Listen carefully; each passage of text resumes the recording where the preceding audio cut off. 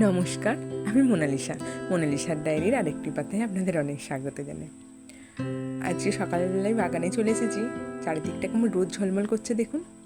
চারিদিকটা নিচে সবুজে সবুজ আর ওপরে সাদা সাদা মেঘ ভেসে বেরোচ্ছে। কত সুন্দর লাগছে না দেখতে এটা। বাগানে এসেছিলাম শাক তুলতে, চারিদিকটা এত সুন্দর লাগলো দেখে, তাই ভাবলাম আপনাদের সঙ্গে একবার শেয়ার করে নিই। আপনাদেরও নিশ্চয়ই ভালো লাগবে, কারণ প্রকৃতির জিনিস তো সব কিছুর থেকেই সুন্দর একটা দেখতে। দেখে মনে হচ্ছে না বলুন, যেন কেউ রং তুলি নিয়ে সকালবেলায় ছবি এঁকে দিয়েছে। সুন্দর করে রং তুলির টানে প্রকৃতিটাকে ছবি এঁকেছে। এখন যেমন এই ধান গাছগুলো সবুজ হয়ে আছে, কিছুদিন পরে দেখবেন এগুলো হলুদ হয়ে গেছে। তখন ধান আসবে, তখন যেন মনে হবে সোনালি রং দিয়ে ওটা মাঠটাকেও ঢেকে দিয়েছে।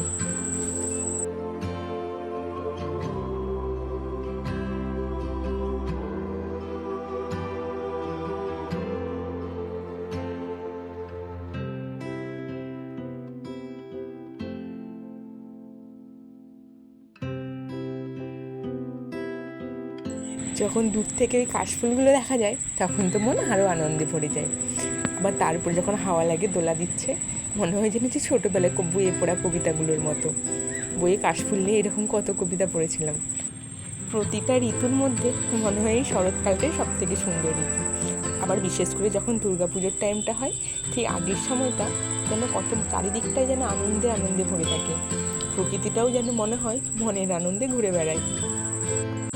চলুন, বাগানে এসেছি, এবার শাকটা তুলে নিই। বাড়িতে আজকে অনেক কাজ আছে, অনেক খুব রোদ্দুর বেরিয়েছে তো, তাই আজকে ধান সেদ্ধ হবে, ধান ভেজানো হয়েছে। আমি ক্যামেরা করছি আর বর্মশা এখানে শাক তুলছি। বলুন তো এগুলো কী শাক? আমাদের এখানে সব তো বলে মিঠা পাট পাতা। আমরা মিঠা শাক ভাজা খেতে খুব ভালো লাগে এইগুলো। তাই যে বাগানে এসেছি, মিঠা শাক ভাজা করব, তাই তুলতে এসেছি। কত রকমের শাক হয় বলুন, অর্ধেকের বেশি নামই হয়তো জানি না। আগে এই শাকটা আমিও চিনতামও না আর খেতেও জানতাম না। বিয়ের পর শ্বশুরবাড়িতে এসে শাশুড়ি মাকে রান্না করতে দেখেছি, তাই সেখান থেকেই শিখেছি কী করে রান্না করতে হয় আর কী করে খেতে হয়। আমার ভিডিওটা যদি আপনাদের ভালো লেগে থাকে, তাহলে একটা লাইক আর কমেন্ট করবেন। যারা নতুন, এসে সাবস্ক্রাইব করে বেল আইকনটি প্রেস করে রাখবেন, যাতে নতুন ভিডিও ছাড়ার সাথে সাথে আপনারা নোটিফিকেশান পেয়ে যান। শাক তোলা হয়ে গেছে, তো ভাবলাম যেহেতু বাগানে এসেছি, একবার নারকেল গাছের গোড়াগুলো ঘুরে আসি। এমনিতেই না গাছ ছাড়ানোর লোক পাওয়া যাচ্ছে না। আর নারকেলগুলো সব ঝুনো হয়ে গেছে, সব একটা একটা পড়ে যাচ্ছে। আর পড়ে গেলে একটাও পাওয়া যায় না, লোক এসে সব গুটিয়ে নিয়ে চলে যায়। আর পাতাও পাওয়া যাচ্ছে না, খুব ঝাঁটারও খুব সমস্যা হয়ে গেছে। ভাগ্যিস এসেছিলাম, তাই একটা নারকেল পেয়েছি, নাহলে এটাও পাওয়া যেত না, লোকে এসে ঘুরিয়ে নিয়ে চলে যায়। চলুন এবার বাড়ির দিকে যাওয়া যাক। বাড়িতে অনেক কাজ আছে, এবার রান্নাবান্না করতে হবে। শাক নিয়ে চলে এসেছি, এবার মা এগুলোকে রেডি করে দিই কেটে, বাকিটা আমি করে নেব।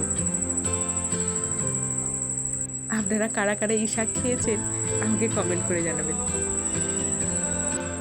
চলুন আর এক জায়গায় যাওয়া যাক। ওইদিকে পাশের বাড়ির দিদিটা হচ্ছে ধান সেদ্ধ বসিয়ে দিয়েছে। বললাম না, বাড়িতে প্রায় ভাতের চালটা শেষের দিকে এসে গেছে।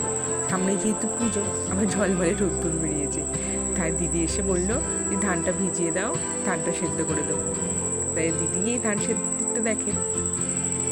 জানেন তো, আগে না এইসব ধান সেদ্ধ নিয়ে আমার কোনো ধারণাই ছিল না। এবার ভাতের ধান কতদিন ভেজাতে হয়, মুড়ির ধান কতদিন ভেজাতে হয়, প্রত্যেকের আলাদা আলাদা নিয়ম। মুড়ির ধান হলে নাকি 2 রাত ভেজাতে হয়, ভাতের ধান নাকি 1 দিন ভেজাতে হয়। মাঝে মাঝে ভাবি আগে করার মানুষগুলোর মাথায় কত বুদ্ধি ছিল, কত বুদ্ধি করে বার করেছে যে কোন ধান কীভাবে ভেজালে, কীভাবে সেদ্ধ করলে ভালো মুড়ি বা ভালো ভাত হবে। এই যে ধান সেদ্ধ করে ধান এখানে মিলে দিয়েছে, বাড়ি চলে গেছে। তো মাঝে মাঝে এসে উল্টে পাল্টে দেবে। কেমন রোদ্দুর দেখেছেন, 2 দিনেই ধানটা হয়ে যাবে। আর গ্রামে যেহেতু প্রত্যেকেরই বাড়িতে ধান চাষ আছে, তাই ধান সেদ্ধ করাটাও আছে। মাঝে মাঝে মনে হয় একটা মেয়ের দিকে সংসারের সব কাজ সেরে রান্না খাওয়া তো আছে, তার সঙ্গে কত এক্সট্রা কাজ করতে হয়। কারণ ধান সেদ্ধ করা, ধান শুকনো করা। রান্না সেরে পুকুর ঘাটে গিয়ে দেখি পাশের বাড়ির বাচ্চাটা একা একাই সাঁতার কাটছে। আমরা ছোটোবেলায় সব বড়োদের সঙ্গে সাঁতার কাটতাম, বাবা মা, কিন্তু এখনকার বাচ্চারা সব একা একাই সাঁতার কাটে 2টো ব্যারেল নিয়ে।